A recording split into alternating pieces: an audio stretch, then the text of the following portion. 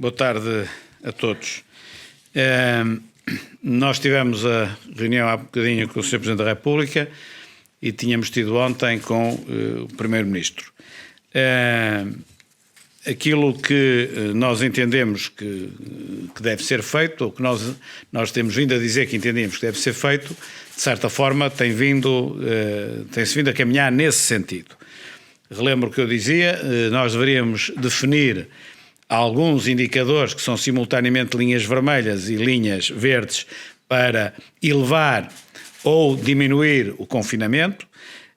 Esses indicadores tendem a ser os 60 casos acumulados por 100 mil habitantes em 14 dias, o valor do R e o número de internados em cuidados intensivos.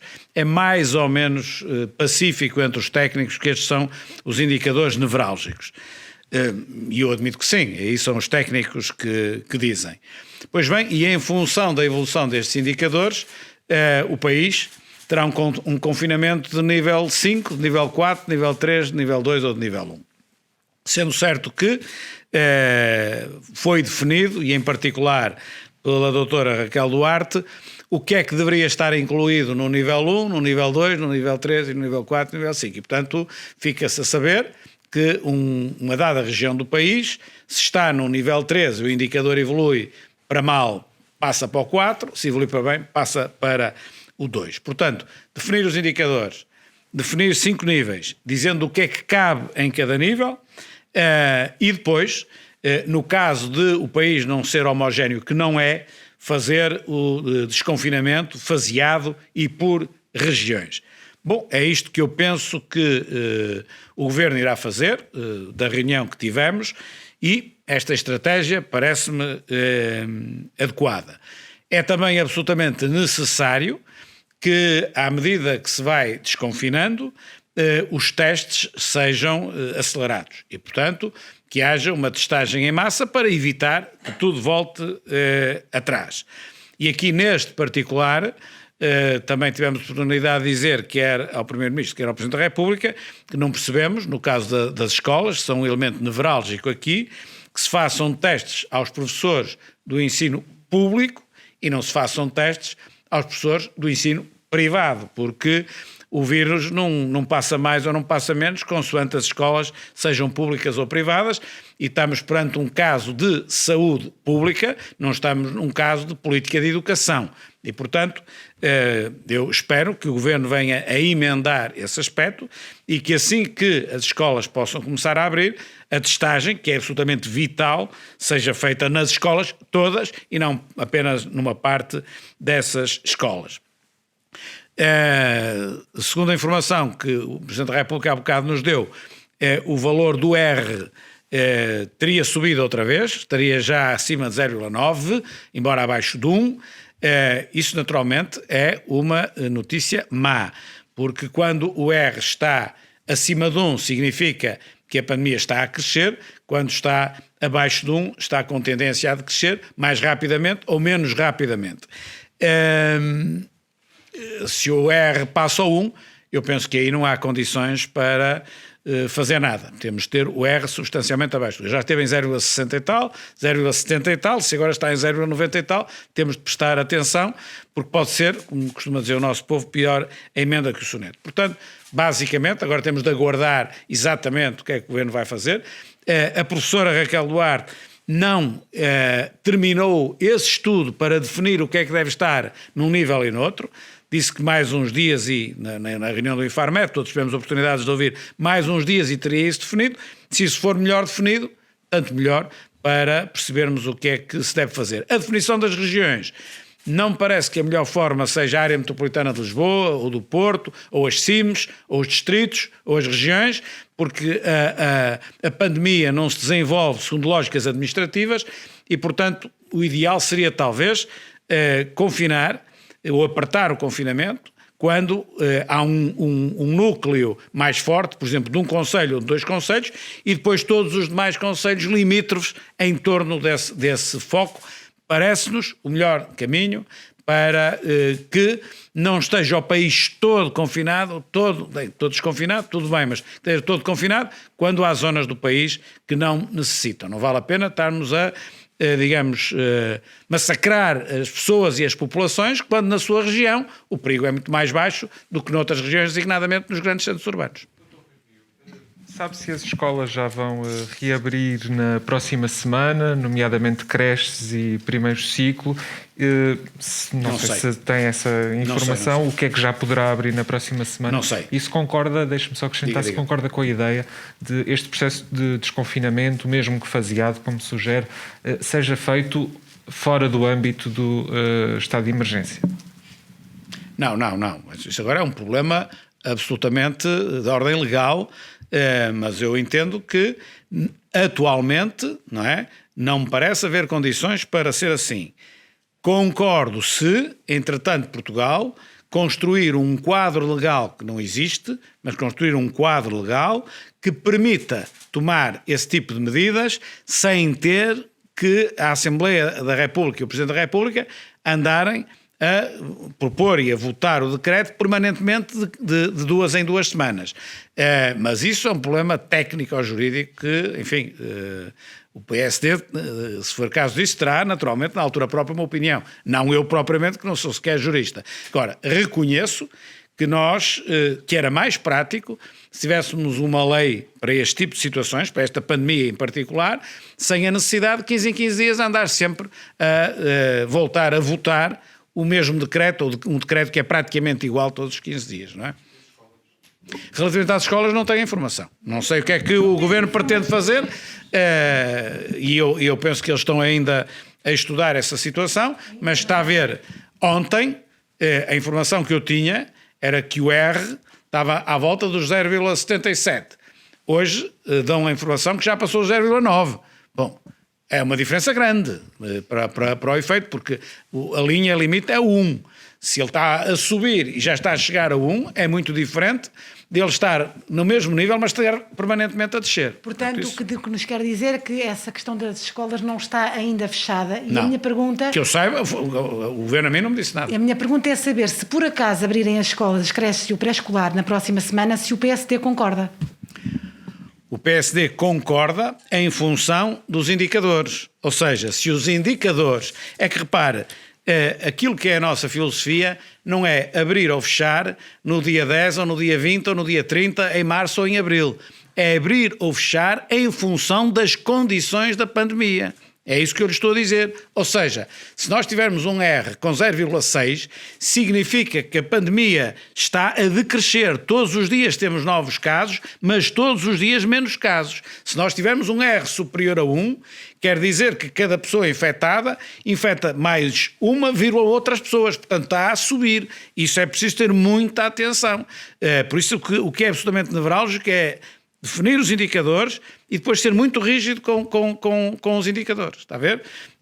Portanto, aquilo que poderia ser a fotografia ontem pode não ser agora, designadamente na componente do R. Viva. Eu perguntava-lhe ainda sobre a questão da lei que o meu colega lhe perguntou. Outros partidos já disseram que o Presidente da República falou sobre a necessidade de criar uma lei de emergência sanitária, uma espécie de... para não banalizar o estado de emergência. Gostava de saber se o Presidente da República falou também consigo sobre isso e o que é que pensa.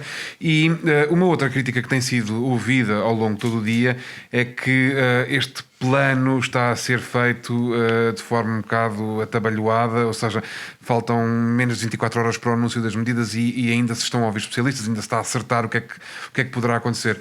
Dr. Rui Rio tem sido bastante crítico da não existência de um plano. Queria-lhe também perguntar-lhe, então a 24 horas, como é que acha que o processo está a correr?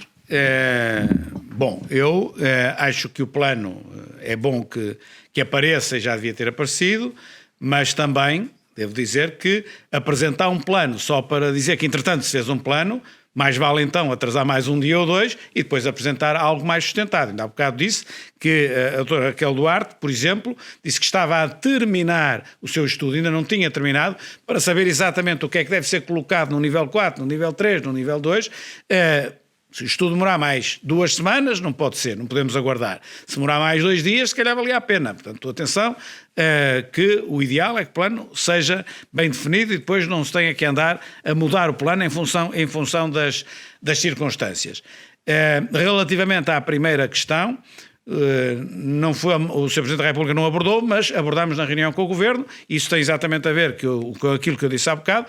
Nós estamos obviamente disponíveis para, aliás, até lhe devo dizer, em tom de brincadeira, que eu disse ao Primeiro-Ministro que sempre que lá vou, nunca levo juristas, que é para não complicar, para facilitar. Os juristas não é bem a mal, mas a brincadeira que eu fiz. E, portanto, nós estamos sempre do lado da solução. E, portanto, fazer uma lei que leve a que o estado de emergência não seja a banalização que está a acontecer e que torne as coisas mais ágeis, seguramente. Agora, um problema de ordem jurídica, que nós estamos do lado da solução. Agora queria perguntar.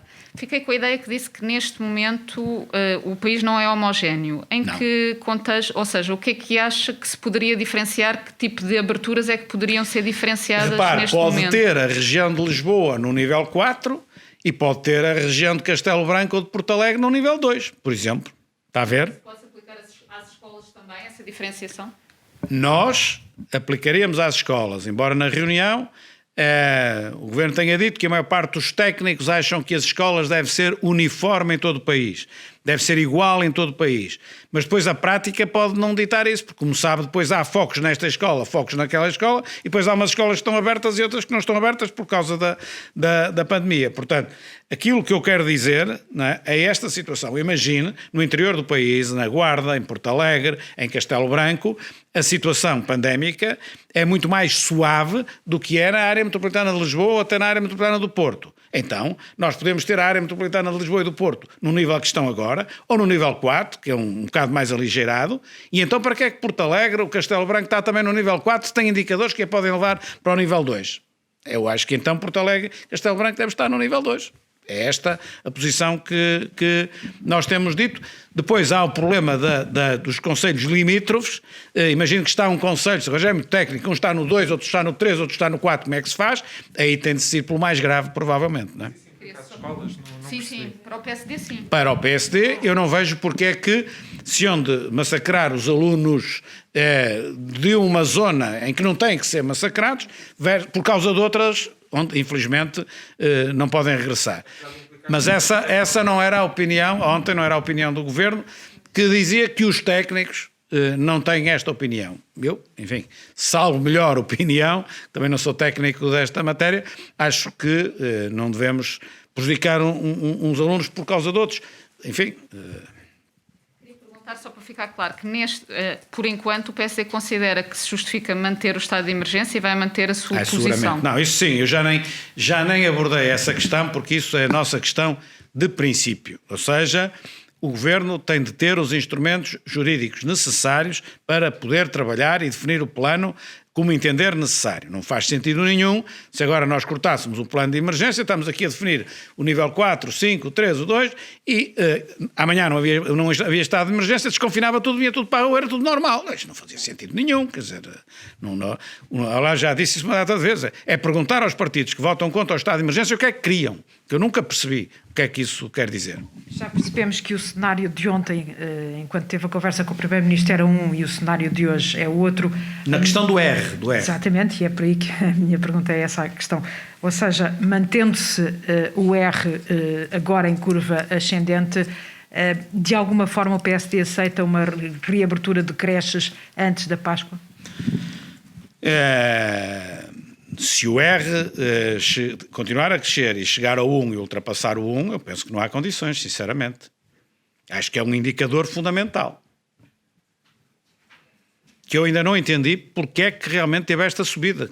Se é verdade, não é? A informação obtida que vem de 0,60 e tal há pouco tempo para 0,90 e tal. É uma evolução muito, muito grande, que eu não sei porque é que assim é. Ou haverá que, enfim, quem não esteja a cumprir exatamente o confinamento e vem por essa ordem, não sei. Se não não houver mais perguntas sobre esta matéria. Tinha só, há poucos dias, numa iniciativa partidária do PSD, o ex-presidente da República, Cavaco Silva, disse que Portugal estava numa situação de democracia amordaçada. Sim. E eu queria saber a sua opinião, se concorda ou se demarca desta afirmação. O termo amordaçada é, obviamente, uma questão de português, não é? Não sei exatamente o que é que pode o professor Cavaco Silva ou o professor Marcelo Rebelo de Sousa, atual Presidente da República, que tem uma visão ao contrário, o que é que entendem pela palavra amordaçado. Eu não iria por aí, pela palavra amordaçado em concreto. Agora, eu devo reconhecer que há alguns episódios onde efetivamente é notório que há aqui, enfim, um exagero de controle da parte do Governo. Dou 2 exemplos. O principal, para mim, é a questão da Procuradoria da União Europeia, onde manifestamente a forma como o Procurador Europeu, foi escolhido com a falsificação dos dados curriculares e todo esse controle, acho que isso realmente não é aceitável. E também tivemos a oportunidade de dizer na altura que não mudávamos a lei ad hominem, se assim se pode dizer, por causa de uma situação, mas que entendiam que o anterior Ministro das Finanças nunca deveria ter ido para Governador do Banco de Portugal. E quando depois, mais tarde, apresentámos um projeto de lei para que isto no futuro não seja possível, o PS e, neste caso, o PCP chumbaram e de futuro continua a ser possível aquilo que foi possível desta vez. Tem aqui 2 exemplos que, efetivamente, não são os melhores em termos de separação de poderes e de controle democrático. E depois há uma área onde, para mim, é absolutamente evidente esse pormenor. Se é asfixia, se é um Portugal amordaçado, seja o que for, que é justamente a área da comunicação social. Quando nós abrimos as televisões e vimos os programas de comentário, não estou a falar de jornalismo, estou a falar de comentário, identifiquem-nos lá comentadores que não sejam afetos ao PS, ou que quando não são afetos ao PS e têm a ver com o PSD, não são contra a direção nacional do PSD. Isso para mim é absolutamente evidente. Nós vamos olhar para o panorama das televisões em Portugal e tudo aquilo que é de comentário, para encontrar alguém que possa defender posições do PSD, é praticamente impossível. Isso para mim é absolutamente claro e é factual. Então discorda do Presidente da República, que ontem salientou que em 48 anos nunca esteve em risco a democracia em Portugal? Mas eu penso não que falou também... em amordaçado ontem o Presidente. Não. Penso que o próprio professor Cavaco Silva não disse que a democracia estava em risco, acho eu, não é? Acho que isso não faz sentido nenhum. Agora, a democracia pode estar mais pura ou mais impura, isso é que é a questão, não é? E é aí que eu estou a dizer. O termo amordaçado, enfim, uns podem usar, outros podem usar, mais forte, mais fraco, também como digo, antigamente falava-se na asfixia democrática, enfim. Agora, que há aqui aspectos que era bom que se corrigissem, é verdade. Agora, isso daí a estar a democracia em perigo e termos de chamar a tropa não me parece que seja o caso. E relativamente a esta questão da comunicação social e dos comentários na televisão, eu queria que explorasse um bocadinho mais essa questão. Se é culpa das televisões, se é culpa do governo, alguma pressão, o que é que o leva a dizer de facto isto? O que me leva a dizer? Sim. Isso não podia fazer pergunta mais fácil. O que me leva a dizer é ligar as televisões, olhar para as televisões e de cada vez quando há um comentário sobre isto ou sobre aquilo, aqueles que são convidados para comentar estão sempre ou normalmente do mesmo lado. Quando não estão do mesmo lado, que é o lado afeto ao Governo e ao Partido Socialista e aparece com a cara como se fossem do PSD, é sempre gente que está contra a atual direção do PSD, portanto não está capaz de defender aquilo que é a visão do PSD, bem pelo contrário, está lá exatamente para atacar a posição do PSD, às vezes mais do que os próprios comentadores ligados ao Partido Socialista. Portanto, haverá exceções que confirmam a regra. A regra é esta e disso eu não tenho dúvida nenhuma. E façam uma sondagem a ver se não é assim. Já que... acha que é das televisões, é pressão do... Em primeira linha, obviamente, é das direções das televisões que convidam aquelas pessoas e não convidam outras, como é lógico. Mas não é então uma pressão do Governo? Tem de perguntar às direções das televisões se o fazem por pressão do Governo ou se fazem por mote próprio, ou há aquele termo até às vezes, aquele termo muito popular que é determinada pessoa é mais papista que o Papa, não sei se há mais papistas que o Papa, ou se é o Papa diretamente, mas isso para mim é absolutamente evidente. Mas é um fenómeno que tem notado desde que é Presidente do PSD, é isso? É um fenómeno que se tem agravado ultimamente.